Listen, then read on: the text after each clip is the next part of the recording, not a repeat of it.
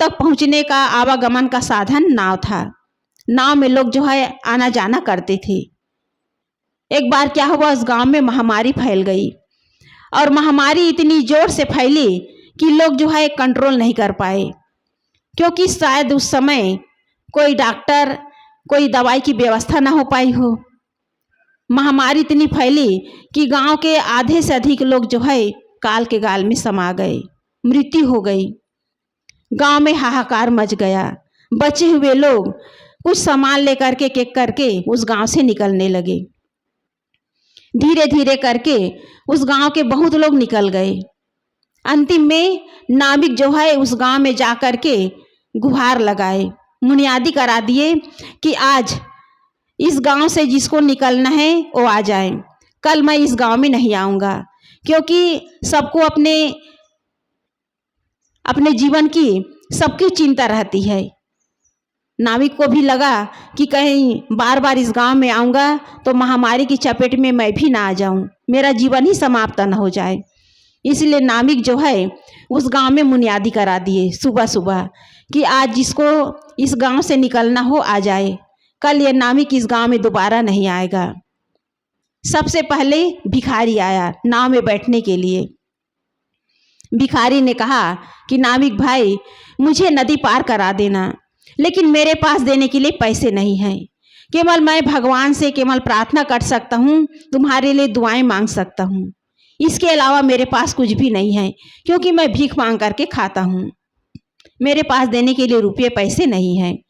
फिर गांव के लोग अपना कुछ खाने पीने की चीज़, रुपया पैसा, कीमती सामान ले ले करके नाव में बैठने लगे। नाविक ने कहा कि भाई तुम यहीं बैठे रहो, अंतिम में मैं तुम्हें बिठा लूँगा। गांव के लोग जो है एक एक करके आकर के बैठने लगे। केवल एक सीट बचा था, एक व्यक्ति के लिए जगह बचा था। नाविक जो है उस भिखारी को बुलाने ही वाला था, दूर से आवाज़ आई कि भाई ठहरो, मैं आ रहा हूँ। सब लोगों ने देखा गांव का जमींदार बहुत बड़ा थैला लेकर के आ रहा था। वो उठा नहीं पा रहा था, थैले को घसीटते घसीटते ला रहा था। उसके परिवार वाले उस गांव में जो मकान था छोड़ करके चले गए थे, लेकिन वो जमींदार इतना लोभी और इतना मोही था, जमीन जायदाद और रुपये पैसे सोने चांदी के लोभ लालच में अपने मकान को छोड़ नहीं रहा था। लेकिन अंतिम में उसे भी छोड़ना पड़ा। बहुत बड़ा थैला लेकर के आ रहा था। नाव के किनारे आया, नज़दीक आया तो नाविक से कहने लगा कि नाविक भाई मुझे बिठा लो। उधर भिखारी भी कहने लगा कि नहीं भाई, मैं तो पहले से आया हूँ, आपको मुझे बिठाना पड़ेगा। मेरे पास पैसा तो नहीं है, लेकिन मैं भगवान से तुम्हारे लिए दुआएं मांग सकता हूँ, मुझे बिठाना पड़ेगा। अब नाविक जो है दुविधा में पड़ गए, भिखारी को बिठाऊं कि जमींदार को बिठाऊं। तो नाविक ने कहा, गांव वालों से कहा कि तुम ही लोग फैसला करो कि मैं किसको बिठाऊं। गांव वालों ने कहा कि नाविक भाई, ये भिखारी सुबह शाम भीख मांगता था, लेकिन जिस घर से उसे भिक्षा मिलती थी उस घर वालों को दुआएं देता था, भगवान से प्रार्थना करता था कि तुम्हारा जो परिवार है सुख से रहे, तुम्हारे बाल गोपाल सुख से रहे, सबको दुआएं देता था। लेकिन ये जमींदार इतना क्रूर, इतना निर्दयी और इतना अत्याचारी है कि पता नहीं इस जमींदार ने कितने घर के चूल्हे को, कितने घर के बाल बच्चे के मुख के निवाले को ये लूट लिए हैं, कितने घर के बच्चे को उनकी खुशियाँ छीन लिए हैं, कितने घर के जमीन जायदाद छीन लिए, कितने लोगों को घर से बेघर कर दिए, ब्याज के ऊपर ब्याज लगाकर पता नहीं कितने लोगों को इसने लूटा है। गांव वालों ने कहा कि नाविक भाई, आप इस जमींदार को यही छोड़ दो, लेकिन इस भिखारी को बिठा लो।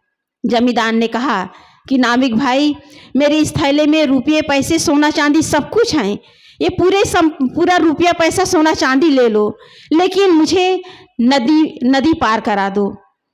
तुम दोबारा नहीं आओगे, महामारी की चपेट में आ जाऊंगा तो मेरी जीवन लीला समाप्त हो जाएगी। ये रुपये पैसे सोना चांदी मेरे किस काम की? तुम ये रुपये पैसे सोना चांदी ले लो, लेकिन मुझे नाव में जगह दे दो। गांव वालों ने कहा कि नाविक भाई, इसकी बातों में मत आना। ये क्रूर अत्याचारी, पता नहीं कितने लोगों को इसने तड़पाया है, कितने लोगों को इसने दुख दिया है, कितने लोगों के मुख का निवाला छीना है। इसे जगह मत देना। अंतिम में नाविक जो है निर्णय किया और भिखारी को बिठा लिए। जमींदार बड़ा सा थैला रुपया पैसा सोना चांदी लेकर देखता ही रहा और नाव जो है नदी के बीच धार में चली गई। नदी में नाव में जितने लोग सवार थे नदी पार कर गए, लेकिन उस नाविक को उस जमींदार को नाविक ने नहीं बैठाया। ये एक जीवन की एक घटना है। हम जितना लोगों के साथ गलत कर्म करते हैं उसका परिणाम प्रकृति जो है उसका इंसाफ करता है। प्रकृति पूरा पूरा इंसाफ करता है। उस जमींदार ने पता नहीं कितने लोगों को दुख दिया था, इसी कारण उसे नाव में जगह नहीं मिली। ये तो एक कहानी है। जो जितना गलत कर्म करता है उसकी जीवन नैया डूब जाती है। उसे पता नहीं कितना दुख, कितनी यातनाएं सहनी पड़ती है। इसलिए स्वर्ग और नरक हमारे हाथ में है। यदि जमींदार गांव वालों के साथ प्रेम का व्यवहार करता, सेवा सहयोग की भावना रखती, तो उसकी जीवन नैया न डूबती, वो नदी पार जरूर कर जाते।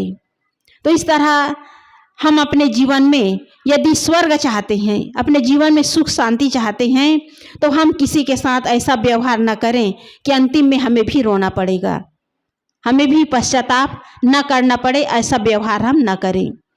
तो इसलिए जीवन में यदि हम स्वर्ग चाहते हैं, चर्चा हो रही है स्वर्ग की, जीवन में यदि हम स्वर्ग चाहते हैं तो सबके साथ प्रेमपूर्ण व्यवहार करें, सेवा के साथ साथ प्रेमपूर्ण व्यवहार करें। और प्रेम ये हमारे हृदय का कोमल भाव है।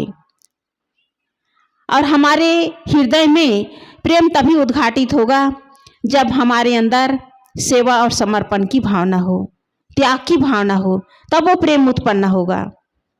माता पिता से, पति पत्नी से, पड़ोस से जो प्रेम करते हैं वो प्रेम नहीं है, वो केवल मोह है।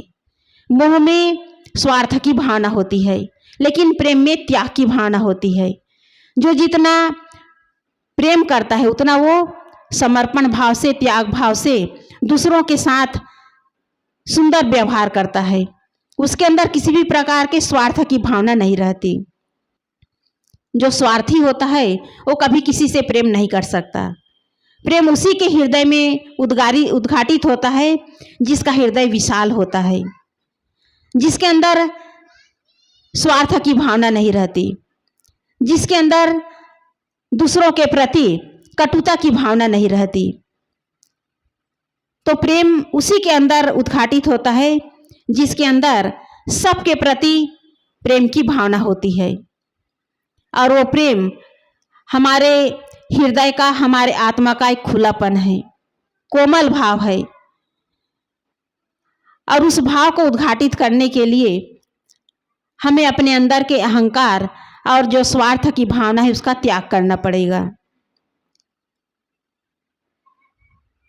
और वो प्रेम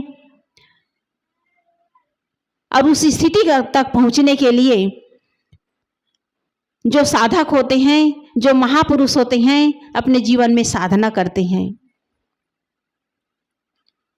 उस प्रेम की स्थिति तक, उस प्रेम की ऊंचाई तक पहुंचने के लिए हमारे जीवन में साधना की आवश्यकता है। और ये साधना एक गृहस्थ में भी हो सकता है। जो गृहस्थ में रहते हैं वो भी एक साधक ही हैं।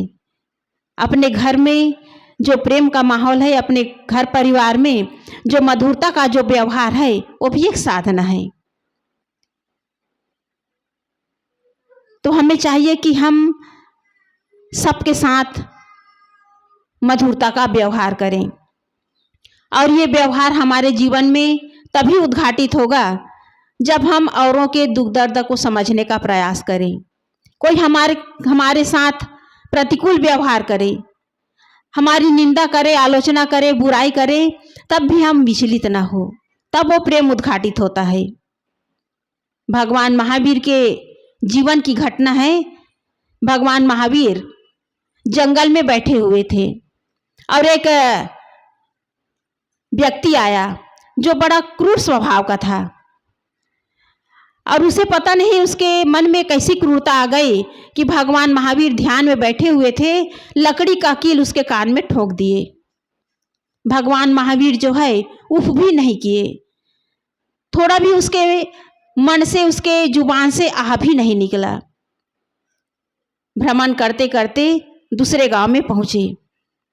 एक भक्त देखते हैं कि भगवान महावीर के कानों में कील ठोका हुआ है लकड़ी का और खून निकल रहा है। तो उसने कहा कि भगवान, मैं ये कील निकाल देता हूँ, आप थोड़ा मुझे कील निकालने के लिए आज्ञा दीजिए। भगवान महावीर ने कहा ठीक है, निकाल दो। वह व्यक्ति जो है भगवान महावीर के कान से उसे लकड़ी के कील को निकालने लगा। खून और बहने लगा, महावीर के आंखों में आंसू बहने लगे। तो उस भक्त ने कहा कि भगवान, ज़्यादा दर्द हो रहा है, इस कारण आपके आंखों में आंसू आ गए। तब भगवान महावीर ने कहा कि नहीं बेटा, मेरे कानों से आप जो कील निकाल रहे हैं और रक्त बह रहा है, उस दुख, उस दर्द का मुझे थोड़ा भी एहसास नहीं है। मेरे आंखों में जो आंसू आ रहे हैं वो मेरे दुख और मेरे दर्द के कारण नहीं, मुझे दर्द का आभास भी नहीं है। मेरे आंखों में जो आंसू आ रहे हैं वो इसलिए आ रहे हैं कि जिसने मेरे कान में लकड़ी के कील ठोके हैं, जब उस पर इस तरह कील ठोका जाएगा तो उसको कितना दर्द होगा, उस व्यक्ति को कितना दर्द होगा। उस दर्द को महसूस करके मेरे आंखों में आंसू आ रहे हैं। ये होता है प्रेम। हम तो थोड़ी थोड़ी बातों में, थोड़ी थोड़ी प्रतिकूल घटनाओं में हम दुखी हो जाते हैं, शिकायत करते हैं, एक दूसरे के साथ हम कटुता का व्यवहार करते हैं, द्वेष भाव पाल लेते हैं। तो ऐसे में हमारे अंदर प्रेम कहाँ उद्घाटित होगा। इसलिए हम परिवार में, समाज में जहाँ भी रहें, सबके साथ हम प्रेम का व्यवहार करें, क्योंकि सबके अंदर वही आत्मा है। गोस्वामी जी ने भी कहा है, सिया राम मैं सब जग जानी। सदगुरु कबीर साहब जी ने कहा है, घाव काहे पर घालो, जित देखो तित प्राण हमारो। किसी को भी मन से, वाणी से, कर्म से दुख देने का काम न करें, तब हमारे अंदर प्रेम उद्घाटित होगा, तब हमारा जीवन जो है स्वर्ग बनेगा। नहीं तो जीवन जो है यूं ही बीत जाएगा। इसलिए हम अपने अंदर न किसी के प्रति द्वेष भाव रखें, न ईर्ष्या का भाव रखें, न घृणा रखें, न नफरत रखें। ये घृणा, नफरत, ईर्ष्या, द्वेष हमारे जीवन को नरक की ओर ले जाता है। इसलिए कहा गया है कि स्वर्ग और नरक हमारे हाथ में है, हमारे जीवन में है। हम किस ढंग से जी रहे हैं, हमारे अंदर कैसी भावनाएं हैं, हमारे अंदर कैसे विचार हैं, हमारे अंदर कैसे संस्कार हैं, उसी के आधार पर हमारे जीवन में स्वर्ग और नरक उद्घाटित होता है। आदमी थोड़ी थोड़ी बातों में आवेश में आ जाता है, क्रोध में आ जाता है, और जब क्रोध में आता है तो मनुष्य जो है अपना विवेक खो देता है। कहते हैं कि क्रोधी आदमी अंधा होता है, वो सत्य और असत्य पर विचार नहीं करता। इसी कारण पता नहीं उसके जीवन में क्या क्या अनर्थ हो जाता है। इसलिए क्रोध नहीं करना चाहिए।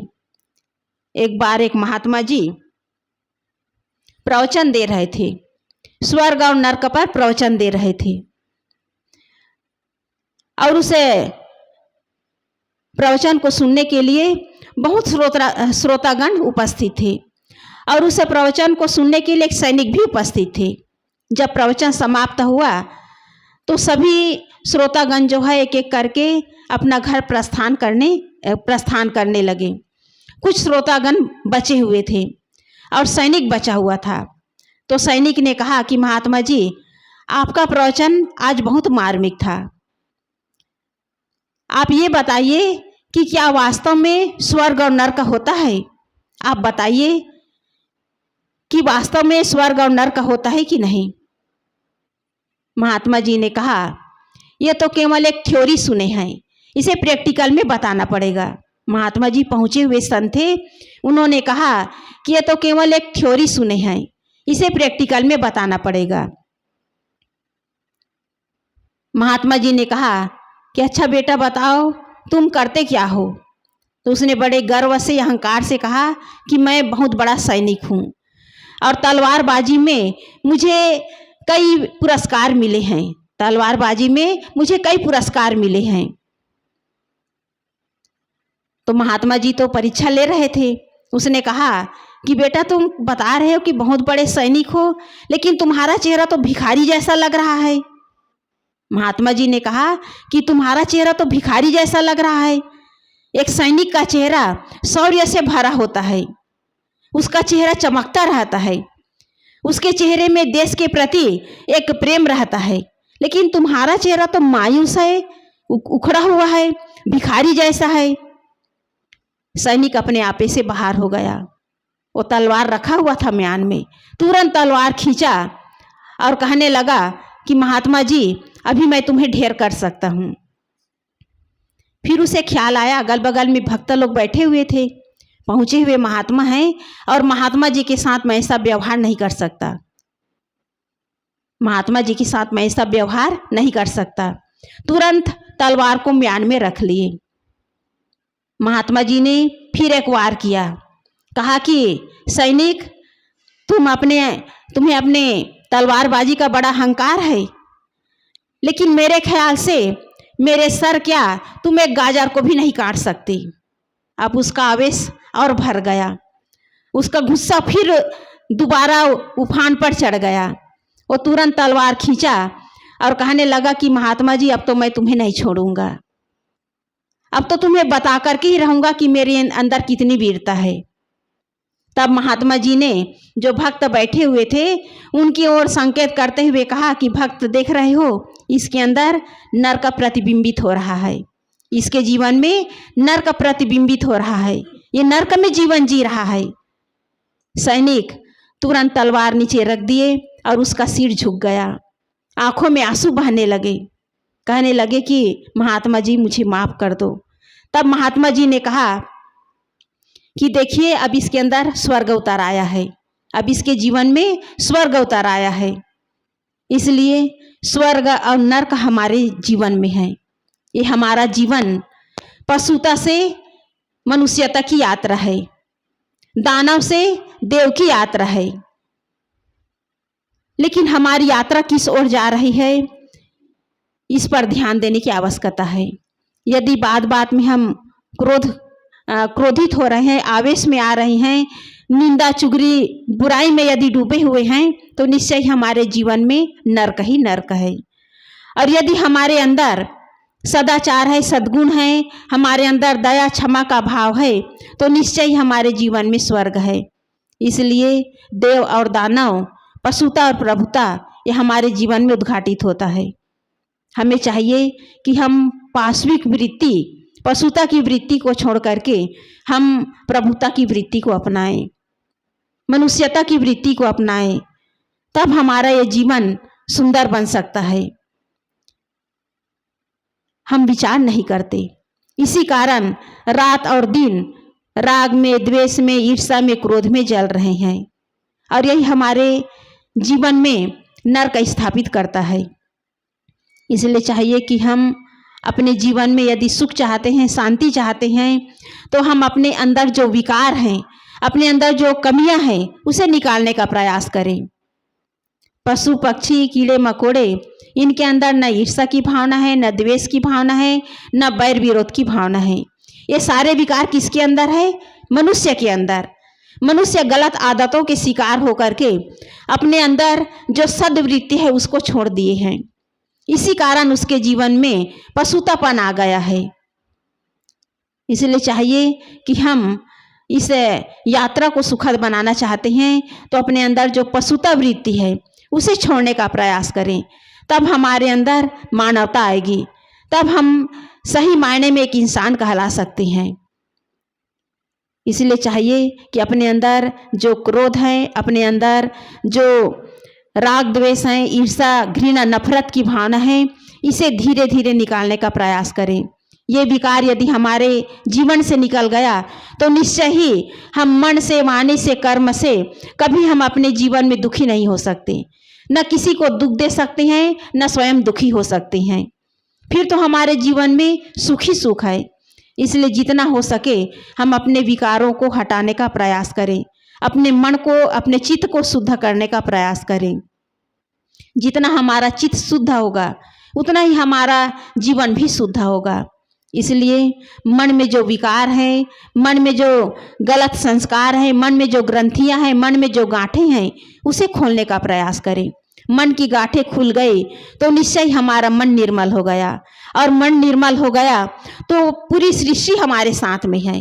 ये पूरी सृष्टि, पूरी प्रकृति हमारे साथ में है, सुख देने के लिए, हमारे जीवन में आनंद बरसाने के लिए। इसलिए सदगुरु कबीर साहिब जी ने कहा है, यह मन तो निर्मल भया जैसे गंगा नीर, पीछे पीछे हरि फिरे कहत कबीर कबीर। हम अपने मन को, वाणी को, अपने कर्म को निर्मल और पवित्र बना लिए तो ये पूरी प्रकृति, पूरी सृष्टि हमारे पीछे है, हमारे जीवन में आनंद बरसाने के लिए, हमें सुख और शांति प्रदान करने के लिए। इसलिए कहीं बाहर स्वर्ग नहीं है, कहीं बाहर नर्क नहीं है।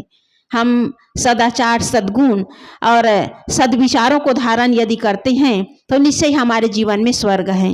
और यदि हमारे अंदर गलत आदतें हैं, हमारे अंदर कमियां हैं, हमारे अंदर खामियां हैं, हमारे अंदर दोष और दुर्गुण हैं, तो निश्चय हमारे जीवन में नर्क है। इसलिए स्वर्ग नर्क न किसी देवी देवता ने बनाया है, न किसी परमात्मा ने बनाया है, न कोई अदृश्य शक्ति ने बनाया है। ये स्वर्ग नर्क हम स्वयं बनाए हैं। इसलिए हम अपने जीवन में यदि सुख चाहते हैं, शांति चाहते हैं, अपने जीवन को हम सुंदर ढंग से जीना चाहते हैं, अपने जीवन का सुंदर निर्माण करना चाहते हैं, तो हम सबके साथ प्रेम का व्यवहार करें, सेवा सहयोग की भावना रखें, और जितना हो सके अपने अंदर जो विकार हैं उसे धीरे धीरे निकालने का प्रयास करें। तो निश्चय ही हमारा जीवन जो है शुद्ध होगा, पवित्र होगा, निर्मल होगा। फिर हमारे जीवन में स्वर्ग ही स्वर्ग है, हमारे जीवन में आनंद ही आनंद है। इसलिए जो बाहर बड़े बड़े कथाकार स्वर्ग और नर्क की जो व्याख्या कर रही हैं वो केवल कल्पना है। कल्पना में जाना नहीं है, बल्कि वास्तविकता के धरातल पर खड़ा होकर के अपने जीवन के वास्तविकता को पहचानना होगा। और जब तक हम कल्पनाओं में भटकते रहेंगे तब तक हमारे जीवन में केवल भटकाव ही भटकाव है। बाहर जितने भी धार्मिक लोग हैं जो राम नामी चादर ओढ़ करके लोगों को भटका रहे हैं, बड़े बड़े धार्मिक मंचों में लोगों को धर्म की आड़ में भटका रहे हैं, ये केवल जनता को बेवकूफ़ बनाना है। हम बेवकूफ़ न बने, बल्कि हम अपने अंदर जो विवेक है, विचार है, उसे हम जगाने का प्रयास करें। और विवेक विचार पूर्वक यदि जीवन जीते हैं तो निश्चय ही हमें कोई बेवकूफ़ नहीं बना सकते, हमें कोई मूर्ख नहीं बना सकते। इसलिए हम अपनी सोई हुई शक्ति को जगाएं, अपने अंदर जो विवेक है, अपने अंदर जो शुद्ध भाव है उसे जगाने का प्रयास करें, तो निश्चय ही हमारे जीवन में आनंद ही आनंद है। इसलिए स्वर्ग और नर्क हमारी मुट्ठी में है। जब तक हमारे अंदर सद्विचार है, सदाचार है, हमारे पवित्र भाव हैं, तब तक हमारे जीवन में आनंद है और तब तक हमारे जीवन में स्वर्ग है। इसलिए यदि हम जीवन में स्वर्ग चाहते हैं तो सबके साथ सुंदर व्यवहार करें और अपने अंदर जो कमी है, अपने अंदर जो विकार हैं उसे निकालते चले जाएं, तो हमारे जीवन में किसी भी प्रकार के दुख नहीं होगा, दर्द नहीं होगा, और हम किसी के साथ गलत व्यवहार नहीं कर सकते। तो मैं स्वर्ग और नर्क पर थोड़ी चर्चा की। तो स्वर्ग और नर्क कहीं बाहर नहीं, हमारे जीवन में, हमारे हाथ में है। केवल हमें जीने का और जो हमारे अंदर जो जीवन जीने की जो शैली है उसे बदलने का प्रयास करना होगा। जीवन जीने की जो शैली है, जो विचार है, जो गलत संस्कार हैं, उसे बदल दिए तो जीवन में स्वर्ग ही स्वर्ग है। तो इसलिए आप सबको यही अपने सोच को, अपने विचार को बदलना होगा, तो निश्चय ही आप सबके जीवन में स्वर्ग उतरेगा और आपके जीवन में केवल आनंद ही आनंद होगा। बस इतना ही कहकर मैं अपनी वाणी को विराम देती हूँ। बोलिए सद्गुरुदेव की जय।